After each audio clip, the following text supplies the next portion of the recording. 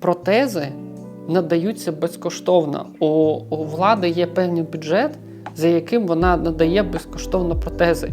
Людина стоїть наодинці зі своїм тілом новим, а ми допомагаємо за рахунок вправ, за рахунок специфічних вправ, які покращують стан.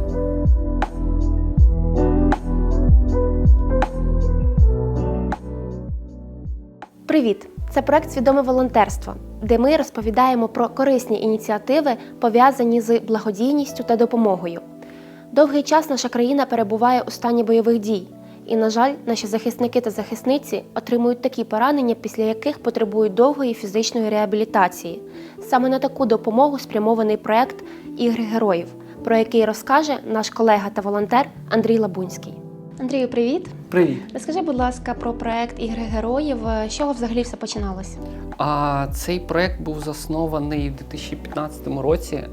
Це була ініціатива для військових, які постраждали під час АТО, і їм потрібно відновитися. А хто є засновником? Чи взагалі, тобто, кому прийшла ця ідея?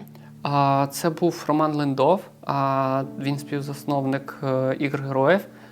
Він був в Революції Гідності, він там отримав поранення. Інша людина, яка дуже важлива для цього проєкту, це Євген Коваль. Він займався саме організацією змагань і проводили ці змагання по всій Україні. Вони були в великих містах, в Харкові, в Львові, в Херсоні було також, в Дніпрі. Ось. Угу, зрозуміла. І скільки зараз, я вже зрозуміла, скільки років, вже давно існує цей проєкт, скільки нараховує штат волонтерів, скільки людей працює над ним? Тут треба трошки пояснення зробити, що хоча проєкт давно працює, він змінився з згодом. Тобто це була організація змагань, і було багато насправді партнерів, допомагали. Були фітнес-зали, які надавали безкоштовно змогу ветеранам прийти і тренуватися. Але після повномасштабного вторгнення це змінилось. І зараз в нас саме налічується 30 волонтерів. Так? Це ті, хто приділяють увагу, це маркетинг, це сайт, це менеджери, і комунікація, піар, продакшн. У нас декілька різних напрямків. І зараз всі ці люди налаштовані дуже серйозно, щоб робити насправді цю історію більш системно. Людина, яка на війні втратила кінцівки, пройшла, наприклад, лікування в лікарні, але не пройшла курс фізичної реабілітації, ви можете їм допомогти саме в цьому і є суть. Майже так. Тут є така дуже важлива річ, яку люди так ззовні можуть не розуміти. Тобто є реабілітація, це саме медична історія. Це означає, що людина має медичну освіту і вона допомагає там належним чином. А є фізичне відновлення. І от ми допомагаємо, коли вже медична реабілітація завершена, коли людина вже повністю стабілізована, і медики кажуть, що ти можеш спокійно собі жити. І от коли людина стоїть наодинці зі своїм тілом новим, ми допомагаємо за рахунок вправ, за рахунок специфічних вправ, які покращують стан. Скажи, будь ласка, який тоді повний цикл проходження у ветерана, тобто від подачі заявки до вас до, відповідно, самого курсу? Як це все відбувається? Зараз у нас є сайт, на який може зайти будь-який ветеран з будь-якої точки світу, залишити інформацію собі. Далі ми з ним зв'язуємося, уточнюємо певні деталі. Якщо немає протипоказань, якщо він може зараз займатися фізичною активністю, далі ми надаємо йому доступ до платформи, на якій він букує кол з нашим тренером, щоб познайомитись. Вона розповідає, як сам буде проходити тренування, що треба робити. І далі поступово надаються вправи, відео, як саме їх виконувати. Якщо це людина, користувач крісла колісного, або це є ампутація руки або ноги, або просто важке поранення, там різні вправи, різні типи їх виконання. І з цього приладу, коли вже є доступ до платформи, ветеран виконує вправу і далі завантажує на платформу свій результат. І далі вже тренер його коментує, коректує. Насамперед, у нас програма розрахована на 2 місяці, і після цього можемо сказати, що ми надали їй певну базу, з якою далі можна працювати людині, і вона може далі себе покращувати. Тобто курс безоплатний і курс онлайновий, тобто можна з будь-якої точки світу до нього долучитись? Так. Тобто це завантажені вправи, це платформа Educate.me, це теж наші українці робили наш проєкт, це круто. Ось. І так, вона може займатися, головне, щоб ветеран скидав також, скільки він там виконав. І це дуже важливо, тому що подивився відео добре, але головне, щоб тренер бачила, що саме людина робила. Ось. І так це працює. Чудово. Наскільки я знаю, люди, які пройшли у вас курс фізичної реабілітації, беруть участь у спортивних змаганнях. Можеш розказати про турнір у Брюсселі? Так, значить, як це працює? В нас є адаптивні атлети, які раніше були з іграми героїв, тобто вони приймали участь в змаганнях, які проходили в Україні ще до повномасштабного вторгнення. І вони там, що це за змагання? Так, це многофункціональне багатоборство, але, якщо б спростити, це кросфіт. Тобто це дуже дуже інтенсивні такі навантаження для людини. І от вони приймали раніше участь в цих змаганнях, і в Брюссель поїхала команда людей, які раніше були, а також ті ветерани, які просто, на жаль, більшість таких ветеранів збільшується з ампутаціями, які теж захотіли приймати участь. І були нові атлети, і ті, хто раніше були. І от вони в рамках цього івенту вони робили показові змагання, і на це дивився весь світ. А як ви знайшли? Тобто це якесь партнерство з... Так, це партнерство з НАТО. Так. Тобто це з рахунок того, що у проєкту вже є репутація, можливо таке було організувати. Скажи, будь ласка, чи складний взагалі процес протезування в Україні? Куди можна звернутися? Це якісь ветерану, так? Це якісь гранти, фонди? Можливо, ти можеш трішки про це розповісти? Так. Є дуже важлива річ, про яку майже, я думаю, що цивільні не дуже про це вчитуються. Саме протези надаються безкоштовно. У влади є певний бюджет, за яким вона надає безкоштовно протези. І те, що ми бачимо там багато зборів, це означає, що людині просто не підходить протез, який планово можуть надати, і вона хоче якийсь інший, там, спортивний протез чи щось інше.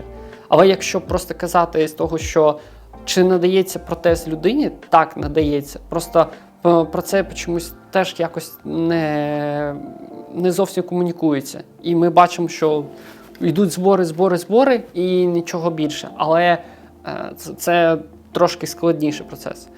Далі, коли людина...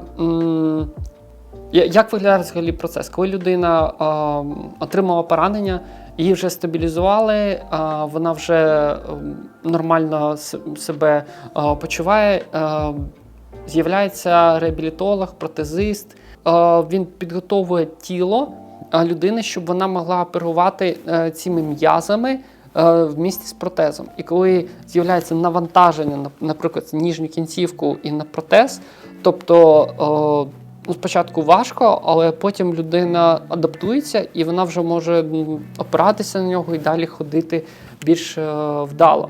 В чому ж річ, що скорочені зв'язки, скорочені м'язи, воно все зажате, і тому тут дуже-дуже важлива ця реабілітація і відновлення з точки зору інших фізичних прав, які виконують людина постійно, щоб приходити до стану.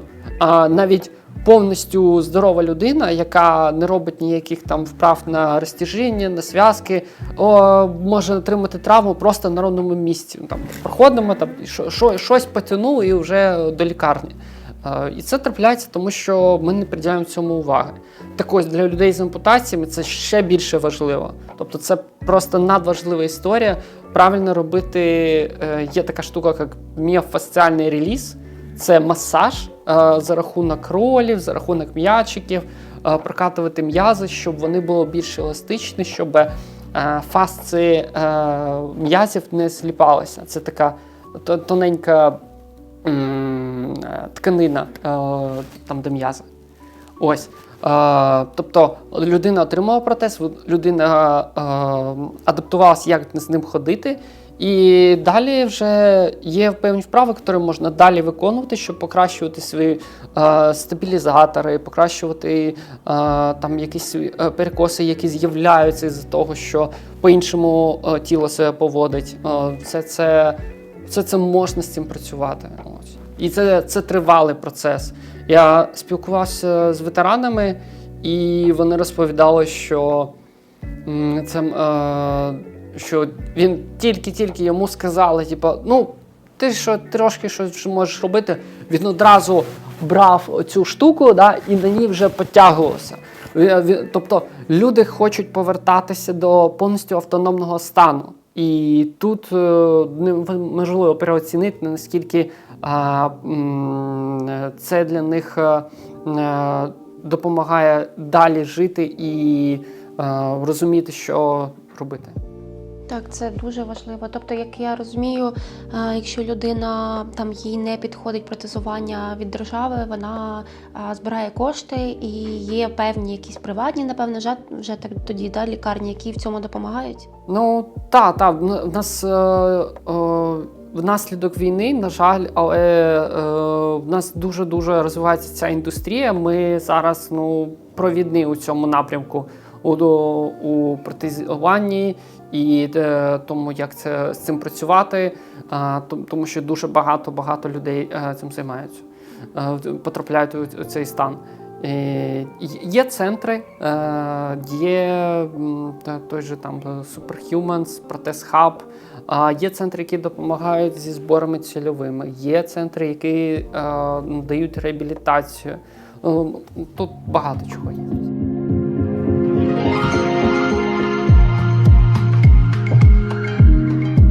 Скажи, будь ласка, як, наприклад, цивільній людині залучитись до допомоги цього проєкту? Тобто, чи можна чимось допомогти, там, фінансово, медійно, щось таке?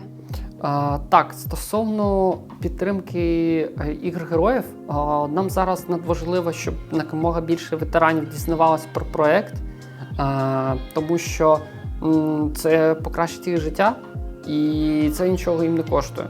Тобто це повністю ініціатива, яка тільки допоможе їм краще себе почувати, а значить і краще чути себе в суспільстві, краще чути себе зі своїми вдома.